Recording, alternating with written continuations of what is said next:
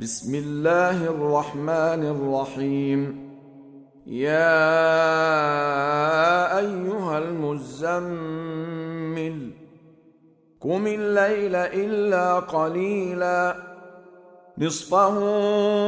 أو انقص منه قليلا أو زد عليه ورتل القرآن ترتيلا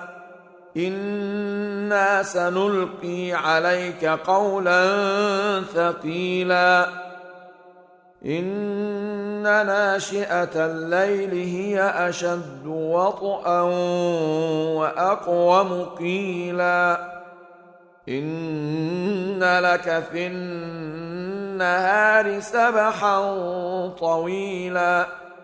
واذكر اسم ربك وتبتل إليه تبتيلا رب المشرق والمغرب لا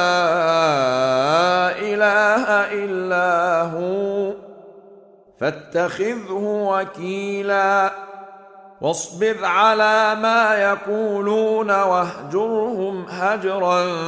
جميلا وذرني والمكذبين أولي النعمة ومهلهم قليلا إن لدينا أنكالا وجحيما وطعاما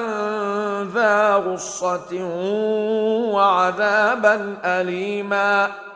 يوم ترجف الأرض والجبال وكانت الجبال كثيبا مهيلا إنا أرسلنا إليكم رسولا شاهدا عليكم كما أرسلنا إلى فرعون رسولا فعصى فرعون الرسول فأخذناه أخذا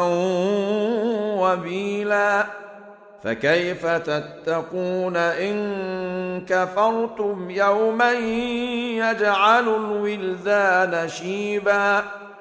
السماء منفطر به كان وعده مفعولا إن هذه تذكرة فمن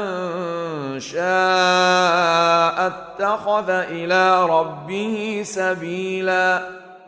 إن ربك يعلم أنك تقوم أدنى من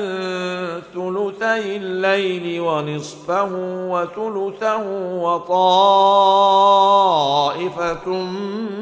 من الذين معك والله يقدر الليل والنهار علم أن لن تحصوه فتاب عليكم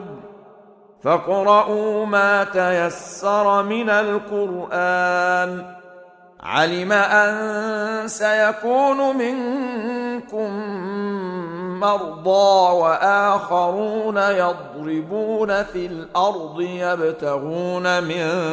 فضل الله وآخرون يقاتلون في سبيل الله فاقرؤوا ما تيسر منه وأقيموا الصلاة وآتوا الزكاة وأقرضوا الله قرضا حسنا وما تقدموا لأنفسكم